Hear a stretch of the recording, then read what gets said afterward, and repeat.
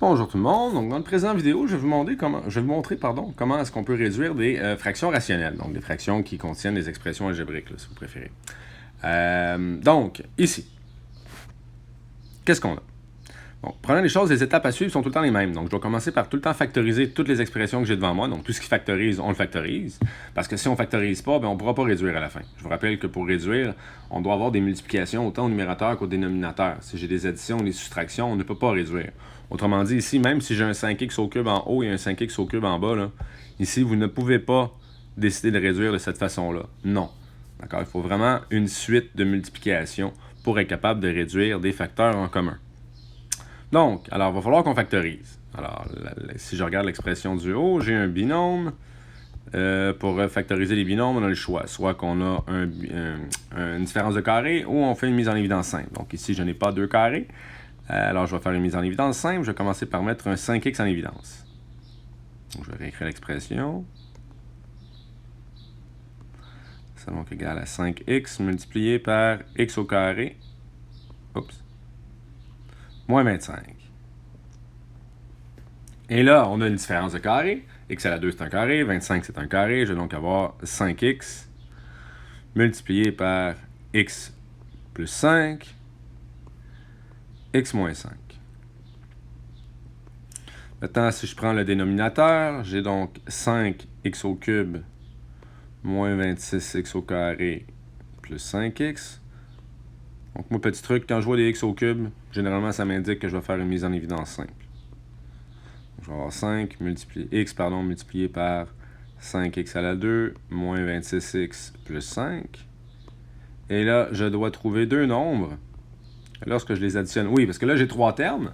Et la méthode qu'on utilise pour factoriser trois termes, on a le choix entre la complétion du carré ou la méthode du somme-produit. Mais ici, la méthode du somme-produit va fonctionner. Alors, on va utiliser celle-là étant donné qu'elle est moins longue. Donc, ici, je cherche deux nombres dont la somme me donne moins 26 et dont le produit me donne 25. 5 fois 5. Donc, petit truc, encore une fois, là, quand les deux ont une différence de 1 en valeur absolue, donc autrement dit, la différence entre 25 et 26, c'est 1. Mais généralement, ça implique qu'il y a un des chiffres qui va être 1 ou moins 1.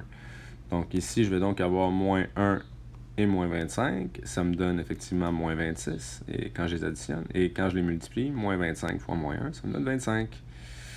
On va donc avoir ici x multiplié par 5x à la 2, moins 25x, moins x plus 5. Je vais donc avoir x multiplié par 5x, x moins 5, moins 1, x moins 5. Et ça me donne au final x multiplié par x moins 5 multiplié par 5x moins 1. Bon. Ici, détail important, on doit poser des restrictions. Donc, qu'est-ce que c'est que les restrictions? Que sont les restrictions? Mon Dieu, je vais dire mon français. En fait, ça vient du fait qu'on ne peut jamais diviser par 0. Là. Évidemment, lorsqu'on parle d'une fraction, c'est sous-entendu que c'est une division. Autrement dit, aucun des dénominateurs ne pourra jamais être égal à 0. Ça, c'est sûr et certain. Donc, ça implique que dans mon expression ici, le x fois x moins 5 fois 5x moins 1 ne peut pas être égal à 0. Parce que sinon, je vais diviser par 0 et c'est une opération qu'on ne peut pas faire. Bon, alors là, j'ai le choix. J'ai une multiplication. J'ai donc trois chiffres qui sont multipliés les uns avec les autres. Donc, il ne faut pas qu'aucun de ces chiffres-là soit égal à 0, parce que je vous rappelle que multiplication par 0, ça donne 0. Donc, autrement dit, on a le choix que x ne peut pas être égal à 0, parce que sinon, je vais avoir 0 fois quelque chose. Ici, x moins 5 ne peut pas être égal à 0, sinon je vais avoir x fois 0 fois 5x moins 1.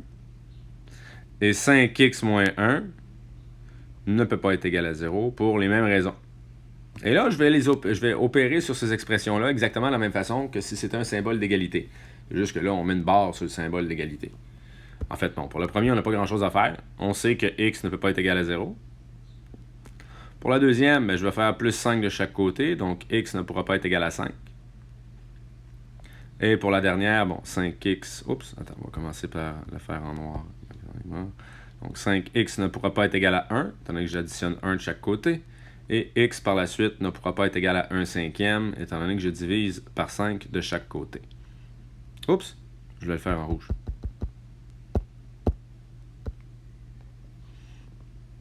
Ici, x ne pourra pas être égal à 1 cinquième. Bon, maintenant, on ne l'écrit pas de cette façon-là, parce que si on a 8 restrictions, on n'écrira pas les 8 de cette façon-là, ça va être un peu long pour rien. On les écrit tout ensemble, donc x ne peut pas appartenir à l'ensemble. Et là, on les écrit en ordre croissant, donc le 0 en premier, 1 cinquième et 5. Et maintenant qu'on a spécifié nos restrictions, on va aller réduire notre fraction. Donc ici, notre fraction, je vous rappelle là, que c'était 5x fois x moins 5 fois x plus 5 qu'on a divisé par x fois x moins 5 fois 5x moins 1. Et là, on va réduire les facteurs qui sont communs au numérateur et au dénominateur. Donc ici, j'ai un x en haut, un x en bas. J'ai x moins 5, x moins 5, et je ne peux pas rien réduire d'autre. Donc ma réponse finale va être 5, x plus 5, tout ça divisé par 5x moins 1. Tout en spécifiant que x ne peut pas prendre les valeurs suivantes. 0, 1 cinquième et 5.